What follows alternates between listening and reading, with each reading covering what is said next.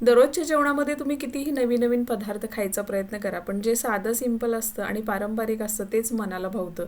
जेवढा साधा स्वयंपाक तेवढी जास्त चव असते. आज मी इथे एक वेगळ्या प्रकारची वडी बनवणार आहे. त्यासाठी कोबी घेतलाय. अर्धा कोबी अगोदर खिसून घेऊया. कोबी खिसून झाला ना, कोबीतलं सगळं पाणी काढून टाकायचं. त्यासाठी एक कॉटनचा कपडा घ्यायचा. त्यावरती हा कोबी सगळा घ्यायचा आणि पिळून त्यातलं सगळं पाणी काढून टाकायचं. कोबीतलं पाणीसुद्धा मी वापरलं असतं, पण जे आपण वडी बनवणार आहे ना, त्यामध्ये पाणी जर जास्त झालं तर वडी सेट व्हायला जास्त वेळ लागेल आणि ते सारण व्यवस्थित बनलं जाणार नाही. म्हणून मी यातलं सगळं पाणी काढून टाकते. अर्धाच कोबी होता बघा, पण किती सारं पाणी निघालं आहे त्यातलं. एवढं सगळं पाणी म्हणजे खूपच जास्त झालं. आता पाणी काढून झाले, परत परातीमध्ये कोबी घेऊया आणि कोबी अगोदर व्यवस्थित सुट्टा करून घ्यायचा आहे. आता अर्धा कोबी घेतले तर आपण अर्धी पालकाची जुडी घेतले. पालक स्वच्छ करून घेतला, चांगला स्वच्छ धुतला पाण्याने 2 ते 3 वेळा. आता बारीक चिरून घेऊया. पालक आणि कोबीचं कॉम्बिनेशन खूप चांगले बरं का. जेव्हा एकत्र वडी बनवतो ना या दोन्हीची, तेव्हा वेगळीच चव येते.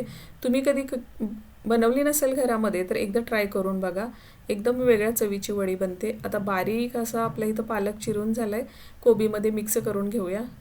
आता या सारणाला खरी चव आणण्यासाठी आपण एक वाटण करणार आहे. ते वाटण म्हणजे हिरव्या मिरचीचा ठेचा. तर आता 5 ते 6 हिरव्या मिरच्या, 8 ते 10 लसणाच्या पाकळ्या, अर्धा चमचा मीठ घालायचं. हे वाटण करून घ्यायचं आणि मिक्स करायचं.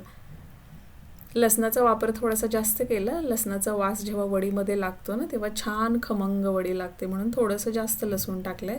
आता 1 वाटी बेसन पीठ घालू, अर्धी वाटी तांदळाचं पीठ, 1 चमचा मोठा धनापूड, 1 चमचा जिरापूड, हळद 1 चमचा, चवीप्रमाणे मीठ, 2 चमचे तीळ घातले, 1 चमचा इथं मी ओवा घेतलाय. हातावरती चोळून टाकायचा म्हणजे चांगला वास येतो. आणि पिठाला अगदी हलकासा कलर यावा म्हणून 1 चमचा काश्मीरी लाल मिरची पावडर टाकली. आपण अगोदर पण हिरवी मिरची घातली, पण तुमच्याकडे लहान मुलं वगैरे खाणार असतील तर तुम्ही तिखटाचं प्रमाण आवडीप्रमाणे कमी जास्त करू शकता. आता या पिठामध्ये मी 1 थेंबसुद्धा पाण्याचं घातलं नाही. पालकमध्ये पण भरपूर पाणी असतं आणि तुम्ही कोबीतले कितीही पाणी पिळून काढलं तरी त्यामध्ये पाणी राहतं. त्यामुळे बघा, आपल्याला हवा तसा सैलसर असा गोळा म्हणून तयार आहे इथं. आता ज्या भांड्यामध्ये आपण पीठ लावणार आहे ते भांडं घ्यायचं आणि त्यावरती अगदी थोडंसं तेल लावायचं. मी इडलीच्या भांड्यामधलं हे जाळीदार भांडं असताना ते वापरले. थोडंसं तेल लावायचं म्हणजे आपण वडी लावतो ना, ती खाली चिकटणार नाही म्हणून इथं तेलाचा वापर करायचा आहे. आता गोळा त्यावरती ठेवून पसरवून घेऊया. मात्र हाताला थोडंसं तेल लावायचं म्हणजे हाताला पण पीठ चिकटत नाही. आता तुम्हाला जर थोडीशी पातळ वडी हवी असेल तर यातलं थोडंसं पीठ काढून टाका आणि मग पातळ वडी लावा. पीठ चांगलं व्यवस्थित दाबून लावायचं. आता लगेचच आपण यावरती ना तीळ थोडेसे लावूया, म्हणजे वडी दिसायला छान दिसते आणि ज्यावेळेस खातो ना त्यावेळेस तीळ मध्ये मध्ये लागतं तर चव चांगली लागते. दाबून घ्या तीळ व्यवस्थित, म्हणजे निघणार नाही आहेत. गॅसवरती स्टीम तयार करायला ठेवूया. पाणी चांगलं गरम झालं ना की त्यामध्ये लगेच भांडं ठेवायचे आपण वडी लावलेलं आणि झाकण ठेवून वाफ येऊ देऊया. एक चांगली वाफ आली ना की मग झाकण काढायचं आणि अगोदर चेक करून घ्यायचं. तर हे बघा, चाकूने मी चेक केलंय, चांगलं शिजलेलं आहे. तर लगेच आपण वड्या काढून घेऊया. आपण खाली तेल लावलेलं होतं भांड्याला, त्यामुळं अजिबात हे पीठ चिकटत नाही बरं का.